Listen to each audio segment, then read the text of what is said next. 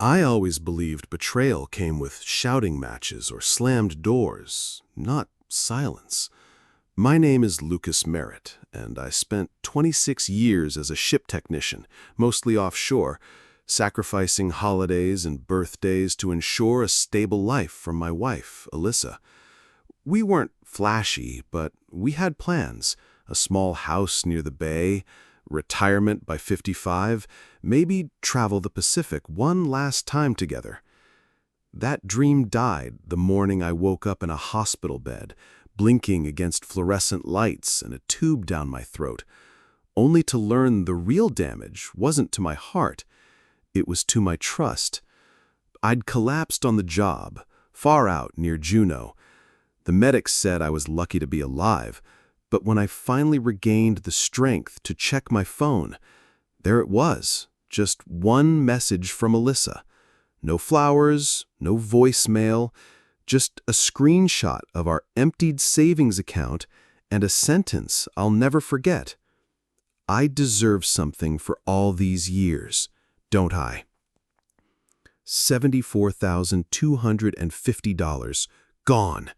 Retirement funds, home repair savings, my emergency stash. Every dollar I'd worked for vanished with a digital swipe. I stared at the screen in disbelief. That wasn't a farewell message. That was a declaration of war.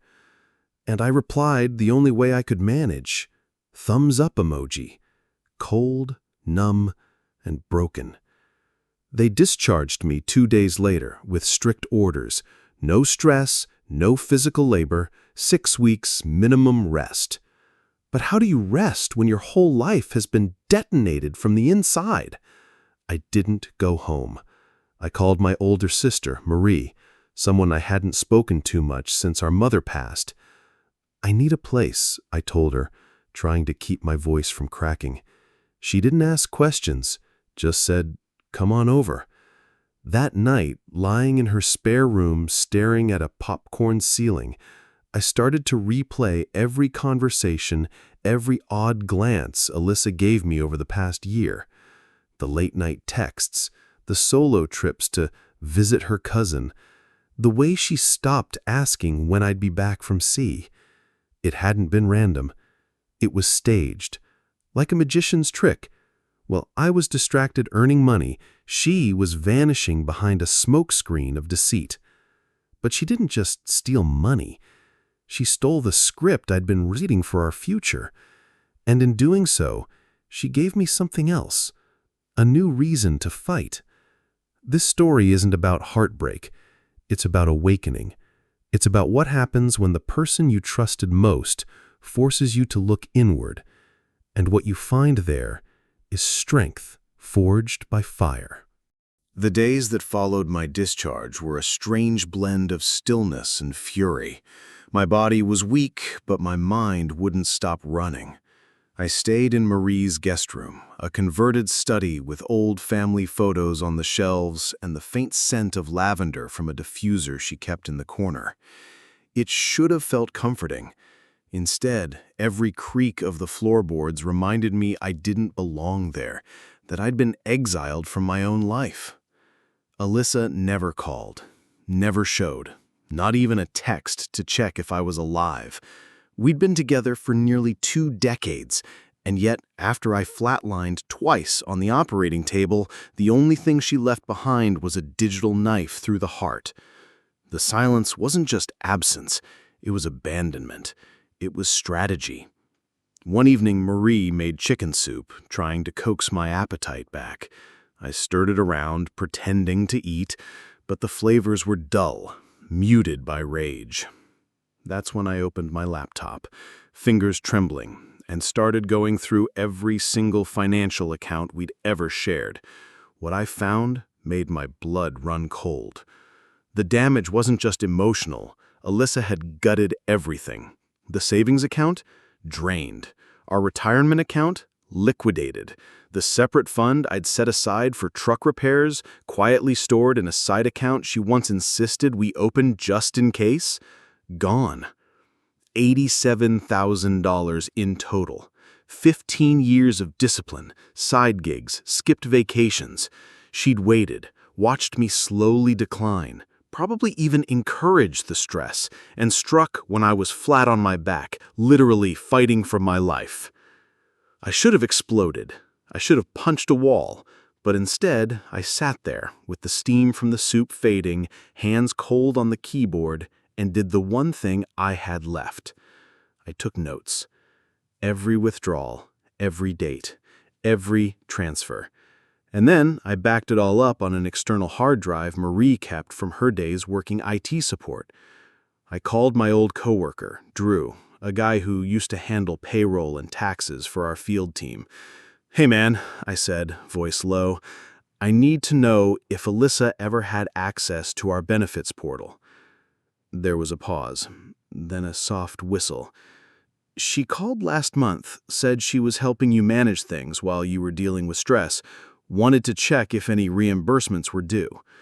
My jaw clenched. "Did you give her anything?" "No, I thought it was weird, so I stalled, but she knew your security questions." That was enough. I hung up, heart pounding.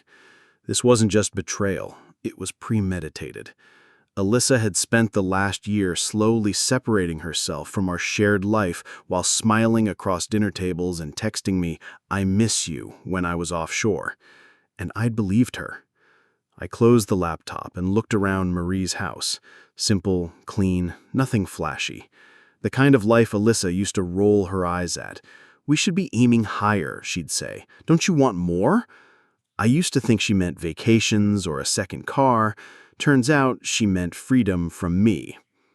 The next day, I met with a local bank officer, someone Marie knew through her book club. I explained what happened, showed her the documentation, including a statement from the hospital proving I'd been unconscious for 48 hours during the withdrawal window. She tapped her pen thoughtfully.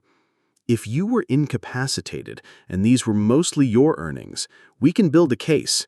It won't be easy, it's a joint account, but this crosses into financial abuse territory." Abuse. That word hit harder than I expected. I'd always thought abuse was screaming, bruises, holes punched in drywall. I never imagined it could be done with passwords, wire transfers, and silence. I told her, "Do whatever you need, but I'm not going quietly."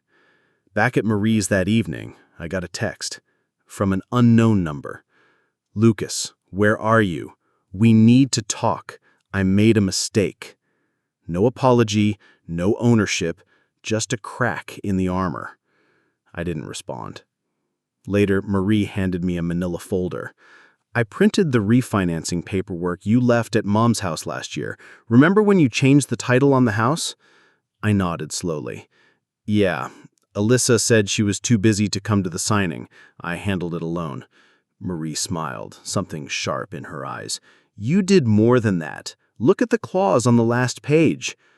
It was a medical power of attorney, giving me full decision-making authority over the home and our shared assets if either of us became medically unfit. My breath caught. For once, Alyssa's laziness worked in my favor. She had signed it without reading, and now that clause could be my legal shield and my sword. That night, for the first time in weeks, I slept soundly, not because things were better, but because I finally saw a path forward. And I was done playing the victim. The next morning, I woke before sunrise, the world outside still wrapped in shadow. Something had shifted inside me. The pain was still there, the heartbreak, the betrayal, but now it was tethered to a plan. I wasn't going to confront Alyssa with screams or begging. I was going to dismantle her delusions with facts, leverage, and silence. While Marie made coffee in the kitchen, I quietly reached for my laptop and dug deeper. I logged into every old account I could remember. Investment portfolios, forgotten savings from my side gigs, even a bonus stock option my company had given me a few years ago. To my surprise, nearly $42,000 sat untouched. Alyssa had no idea it existed. She never asked about my solo contracting business. That stuff bores me, she used to say with a dismissive wave. Good. I transferred it into a new account under my name only. Then I called Drew again, asking him to send me a breakdown of every pay stub from the last 3 years, just in case Alyssa tried to claim I'd been hiding money. I wanted a paper trail showing that every dollar she drained came from my labor. Next, I reached out to someone I never thought I'd call, my old friend Malcolm Hayes, a corporate lawyer who once helped a colleague file for bankruptcy. He didn't do divorce law, but he knew people. When I explained what happened, there was a long silence on the other end. She cleaned out your accounts while you were unconscious in a hospital? Every last cent. And now she's pretending she just made a mistake and wants to talk? I nodded, even though he couldn't see. Exactly. Malcolm exhaled hard. Give me 2 days. I'll put you in touch with someone who doesn't just fight. He wins. In the meantime, I stayed low. Marie's house became my headquarters. Her daughter Chloe, a quiet, tech-savvy college junior, offered to help me comb through our shared cloud storage and online bill pay records. She flagged dozens of suspicious payments, spa days I never knew about, a recurring Airbnb rental in Minneapolis, and most damning of all, an unmarked credit card she had somehow opened without telling me. This one's interesting, she said, pointing to a charge dated 3 months ago. Hotel Lorien, 2 guests, room service, champagne, while you were in Texas that week. I swallowed. I'd thought the emotional betrayal was done, but seeing it spelled out in transactions hit differently. Alyssa hadn't just abandoned me, she'd replaced me. And I was finally ready to return the favor. 2 days later, I met Malcolm's contact, a woman named Sienna Pierce. She was calm, confident, and had an edge in her voice that made you lean forward when she spoke. She's already hired someone, hasn't she? Sienna asked, eyes sharp. She hasn't said, but I'm guessing she's lawyering up. Then you need to beat her to discovery. File first. Frame the narrative. You were hospitalized, incapacitated, and your spouse committed financial exploitation. This isn't just divorce, it's abuse.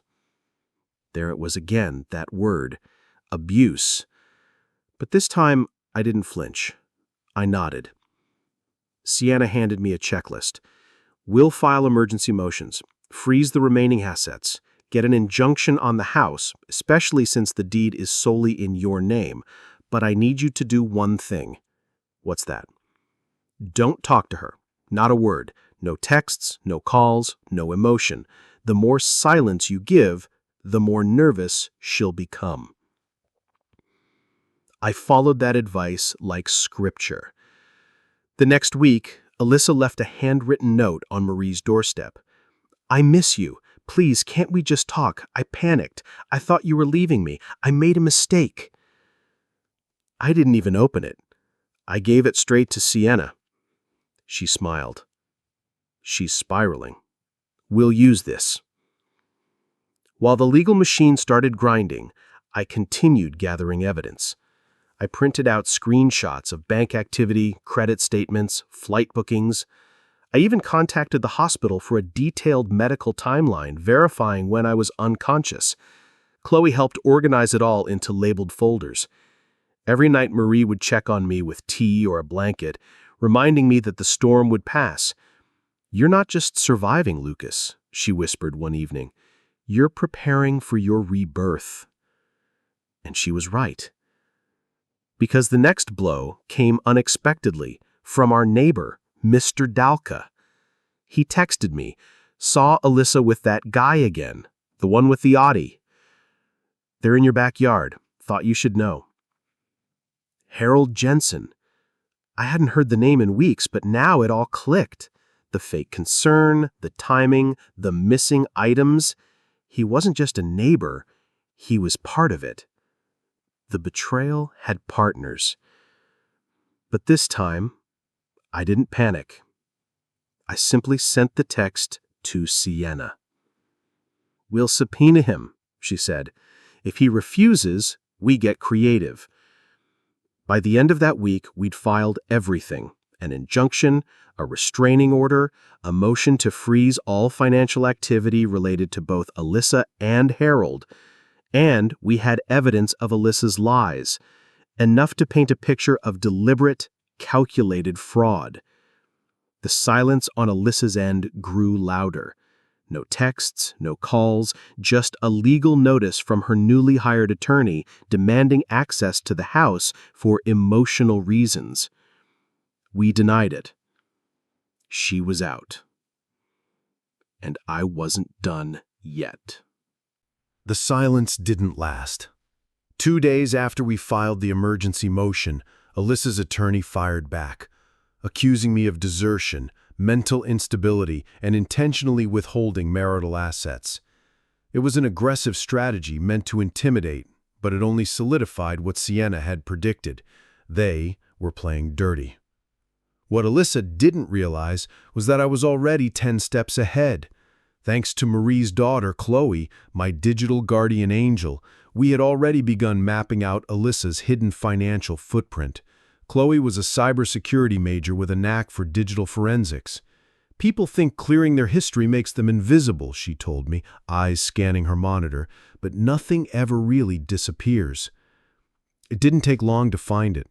A second checking account opened under Alyssa's maiden name. Monthly deposits timed perfectly with my out-of-town contract stints. Chloe cross-referenced the deposits with the flight and hotel data she'd compiled. All of it lined up. Room service charges in Santa Fe, spa appointments in Scottsdale, 2 round-trip tickets to a wellness resort in Arizona with my name nowhere on the booking. And the final nail? A clip from the resort's public Facebook page, a video tour of their weekend renewal experience. At the 36-second mark, Alyssa and Harold, my former neighbor, walked hand in hand behind a bubbling fountain, laughing. She wore the same silver shawl I'd gifted her for our anniversary. I hadn't even known it was missing. I showed the video to Sienna. She nodded slowly. "That's more than leverage. That's intent. She wasn't just pulling away from the marriage, she was actively replacing it while you were incapacitated." We packaged everything. My medical records proving I was unconscious for 48 hours, the notarized declaration from the ICU doctor stating I was incapable of decision-making, and the detailed timeline Chloe had created showing withdrawals, property improvements, and digital footprints linking Harold to Alyssa's accounts. By the time we walked into the courtroom for the emergency hearing, I was armed. Judge Garvey, stern and sharp-eyed, called both parties to stand. Alyssa arrived in a sleek blazer, chin high, and Harold lurking just behind her like a shadow she pretended wasn't there. Sienna stood first. "Your Honor, we are here today to present evidence that Mrs. Langley committed financial exploitation of a medically vulnerable spouse and is actively attempting to liquidate and conceal assets. We ask for immediate freeze of all joint accounts and exclusive use of the marital home for Mr. Langley due to health-related housing needs." Alyssa's attorney scoffed. "This is a smear campaign. My client was under emotional duress. She believed her husband was going to die and she acted to protect herself." Judge Garvey folded her hands. "Did your client know Mr. Langley was hospitalized when she withdrew the funds?" She was aware he had been admitted. "And during this admission," Sienna cut in, "my client had a coronary event, flatlined twice, and was unconscious during the financial activity. We have all documents available." We handed the packet over. The judge flipped through it slowly, her brow furrowing deeper with each page. "And what is this video evidence?" the judge asked. Sienna clicked play on the court's monitor. There they were. Alyssa and Harold, hand in hand. Champagne flutes in the background. Alyssa's face crumbled. Sienna continued calmly. We also traced over $80,000 in transfers made to an account where Harold Jensen is listed as an authorized user. Additionally, improvements made to the marital home, landscaping, a backyard shed, were financed via these accounts during Mr. Langley's hospitalization. The judge turned to Alyssa's lawyer. "Would you care to respond?" He fumbled. "Your Honor, the relationship with Mr. Jensen is irrelevant. It's relevant when someone's using joint marital funds to build a new life while their spouse is unconscious and near death." A moment of silence. Then, "All assets are to be frozen immediately. Mr. Langley is granted exclusive use of the marital residence due to his medical recovery. Neither Mrs. Langley nor Mr. Jensen may withdraw, transfer, or liquidate any financial holdings. Furthermore, I will be referring this matter for further civil review pending discovery." It wasn't a final win, but it was a crushing blow. Alyssa's plan to drain me and disappear had stalled. She couldn't sell the house, she couldn't move the money, she couldn't run. Not without consequences. As we left the courthouse, Alyssa tried to catch my eye. I didn't give her the satisfaction. Harold lingered in the background, visibly tense. Sienna leaned toward me and whispered, "They're cracking." That night, I sat on Marie's porch, watching the sun dip below the horizon. My chest still hurt, but it wasn't the same tightness. It was something else. Release. For the first time since I woke up in that hospital bed, I felt like I had control again. The leverage wasn't just legal, it was moral. I had stayed silent, stayed strategic, and now the truth was unraveling without a single scream or accusation from me. Every step they'd taken in secret was now being pulled into the light. And I was just getting started. After the courtroom blow, Alyssa and Harold did what cornered people often do. They panicked. 2 days after Judge Garvey's ruling, Megan forwarded me a flagged transaction from Harold's account, $45,000 withdrawn in cashier's checks. The next morning, a for sale sign appeared in front of his house. They weren't waiting for the settlement. They were trying to vanish before the next legal hammer could fall. Sienna acted fast. She filed a motion for an emergency injunction to freeze all real estate transfers and high-value withdrawals from both Alyssa and Harold's accounts. "They're liquidating," she said over the phone. "We're shutting the door before they bolt." The hearing was set for 2 p.m. on a Thursday. I got there early, pacing outside the courthouse when I spotted them, Alyssa and Harold, arguing in the parking lot.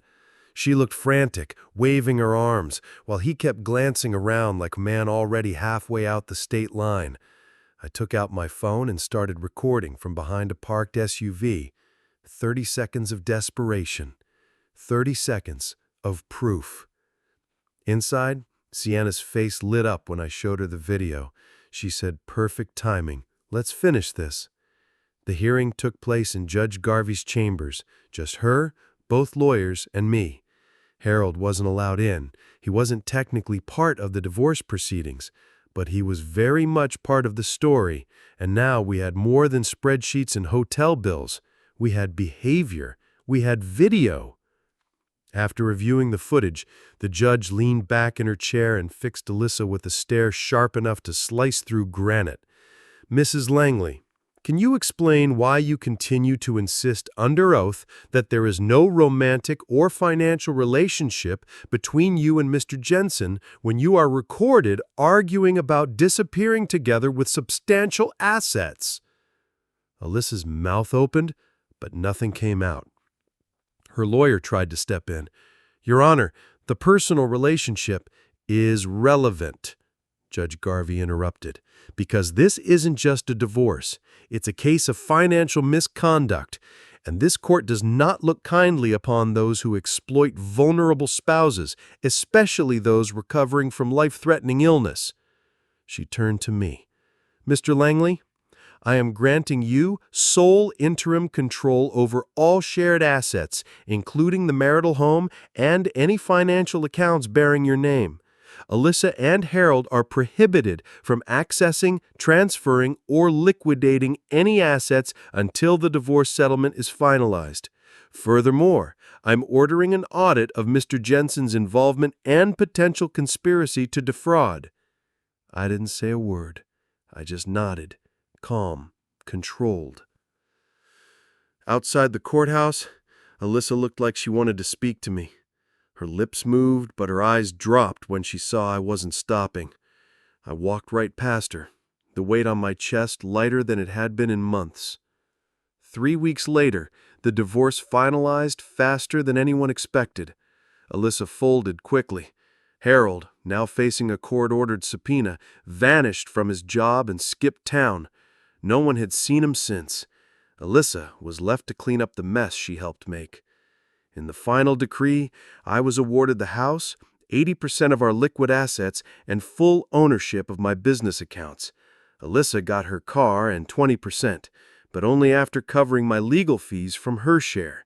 The secret account she had tried to hide was split down the middle, though by then it had already been drained to a shadow of what it once was. Her lawyer didn't even argue. She just nodded, packed her files, and left. I never spoke to Alyssa again. Every communication went through Sienna's office. The last I heard, she moved to Minneapolis. Starting over, I guess. I wished her no ill. I just didn't care anymore. 6 months after the divorce, I sold the house. Too many ghosts, too many smells I couldn't scrub out of the air, wine that wasn't mine, cologne that had never touched my skin, silence in rooms that once held my trust. I bought a small home near Marie and Chloe. Quiet, peaceful. I left the long-haul trucking life behind, too. The heart attack had changed me. Stress wasn't something I could just muscle through anymore. I took a job as a dispatcher. Predictable hours. Nights at home. I even started going to a community yoga class. Not because I liked it, but because I liked how I felt afterward. One day, while clearing out a box in the attic, I found our wedding album. My first instinct was to throw it out, but I didn't. I placed it gently back in the box. Not because of nostalgia, but because that chapter, however painful, was still part of my story. Looking back, I realized something powerful. Alyssa thought she was robbing me when she drained those accounts and tried to disappear. But what she really did was liberate me. She forced me to stand up for myself, to protect my name, my future, and my peace. That betrayal was the fire that burned away everything false, leaving only what was strong enough to rebuild. I'm not angry anymore. I'm not broken. I'm rebuilt. 6 months after the dust settled, I found myself walking barefoot on the deck of a small coastal home I'd purchased with the settlement. The ocean didn't ask me for explanations. The wind didn't lie. And the silence? It was finally comforting. Not the silence of cold dinners or unanswered texts, but the kind that wrapped around me like a second chance. I never expected that betrayal would become the thing that gave me back my life. Looking back, every chapter connected. In part 1, I was blindsided in a hospital bed, heart failing, marriage already dead, and $61,000 gone in a single swipe. In part 2, I rebuilt from nothing, leaned on my brother, and quietly gathered strength. Part 3 was the storm. I exposed her lies, uncovered Harold's role, and reclaimed the narrative she tried to twist. And in part 4, I walked into court with evidence, not vengeance, calm, ready, strategic. The system, for once, saw the truth. But the real victory wasn't in the asset freeze, the divorce settlement, or even the judge's sharp rebuke. The real win was emotional. I stopped apologizing for surviving. I stopped chasing people who would rather lie than love. I stopped mistaking silence for peace. Today, I mentor younger truckers on financial planning, health awareness, and what red flags to never ignore in a partner. I've even started dating again, cautiously, honestly, with a heart that's scarred but still beats with hope. Not everyone will hurt you, but the ones who do can teach you how to value yourself again. My ex-wife, Alyssa, thought she had ended me. What she did was wake me up. So here's what I'll leave you with. You don't need to roar to win. Sometimes all you need is to quietly gather your truth, walk into the fire, and come out carrying the pieces that truly matter. Let them see what you became after they broke you, and let that be your answer. Was there a moment in this story that resonated with your own life? Leave a comment below. We're listening. And if you believe in justice served smart, hit like, subscribe, and share this with someone who needs to hear it.